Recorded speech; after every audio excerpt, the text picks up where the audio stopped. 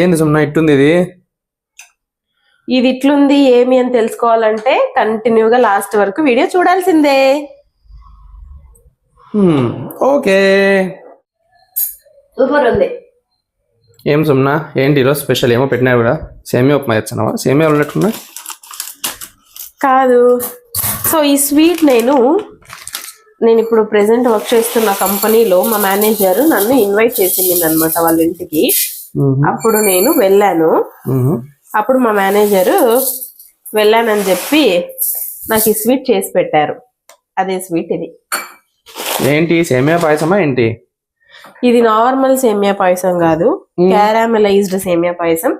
Normal సేమియా పాయసం లాగా చేస్తే కుదరదమ్మా. ఇక్కడ కుదరదన్నారు. చాలా స్పెసిఫిక్ గా, చాలా ఖచ్చితంగా ఇవే స్టెప్స్ ఫాలో చేస్తే మాత్రమే ప్రాపర్ గా అవుతుంది.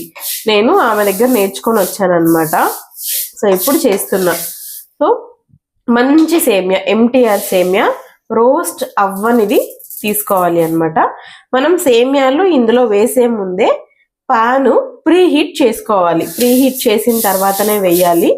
ఇక్కడ చూసారా మంట చాలా హై ఫ్లేమ్ లో కానీ మరీ లో ఫ్లేమ్ లో కానీ అలా ఉండకూడదు. ఇలాంటి ఫ్లేమ్ లోనే మనం సేమ్యాల్ని వేపుకోవాలి. సేమ్యాలు ఎలా వేగాలి అంటే ఈ వాసన బయట రావాలి, వేగిన వాసన. హై ఫ్లేమ్ లో పెట్టి వేయించేస్తే కుదరదు అనమాట. చూపిస్తా చూడండి ఎంత వరకు వేయించాలి. ఒక్క సెకండ్ కూడా మనం అటు తిరగడానికి లేదు, కంటిన్యూగా ఫ్రై చేస్తూనే ఉండాలి.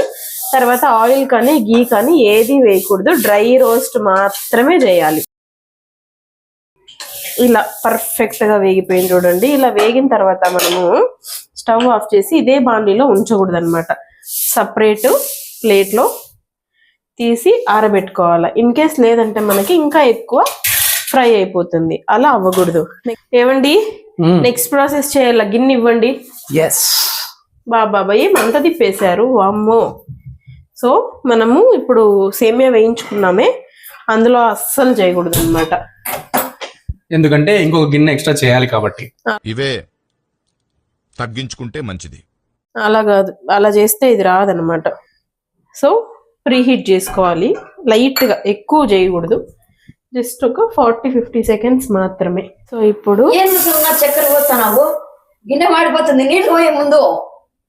ఇది క్యారమెలైజ్ చేయాలట. అంతే, నీళ్లు పోయకుండానే మనము చక్కెరని కరిగిస్తే దాన్ని క్యారమెలైజ్డ్ అంటారు. చూపిస్తా చూడండి ఇప్పుడు ఎట్లా వస్తుంది.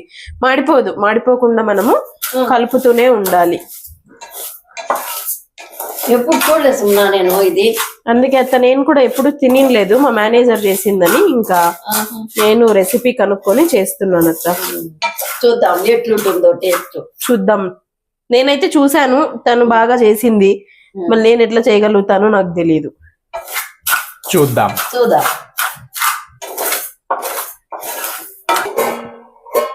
సో ఒకవైపు మనము క్యారమలైజ్డ్ చేసుకుంటున్నప్పుడు ఇంకో వైపు పాలు కూడా కాంచుకోవాలి.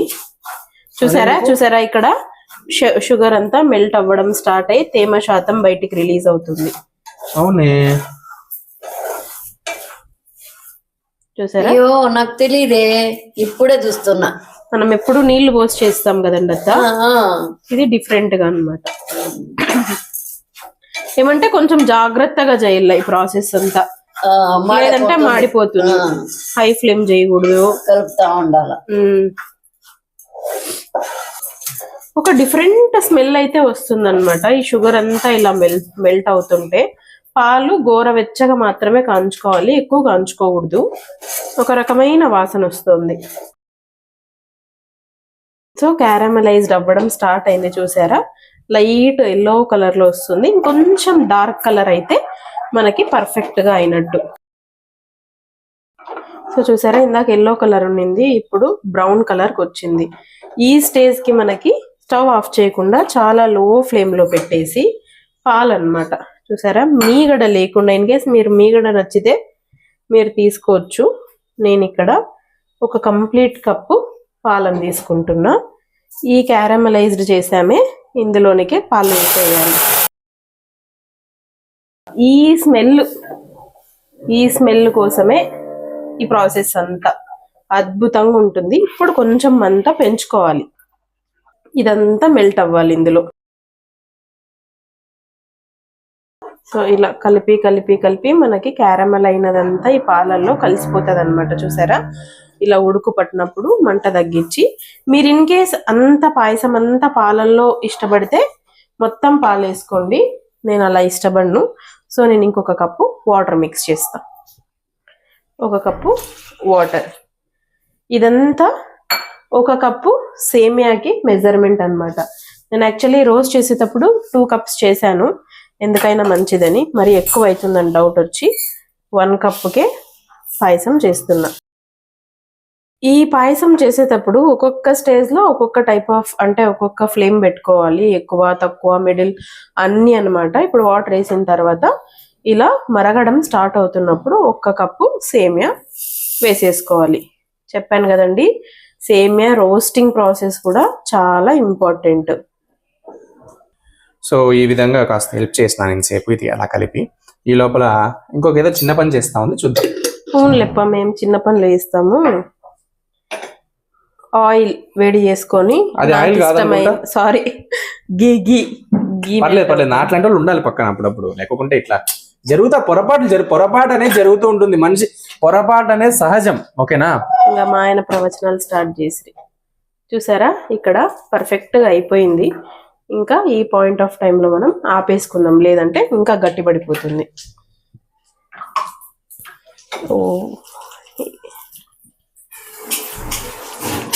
ఇంతకి ఇదేంటి? గీలో బాదాము పిస్తా ఫ్రై చేస్తున్నా. ఎంత గమగమ అంటుంది తెలుసా. సో ఇలా వేడి వేడిగా ఉన్నప్పుడే ఇందులో వేసేస్తే నెయ్యి ఫ్లేవర్ చాలా బాగుంటుంది అన్నమాట.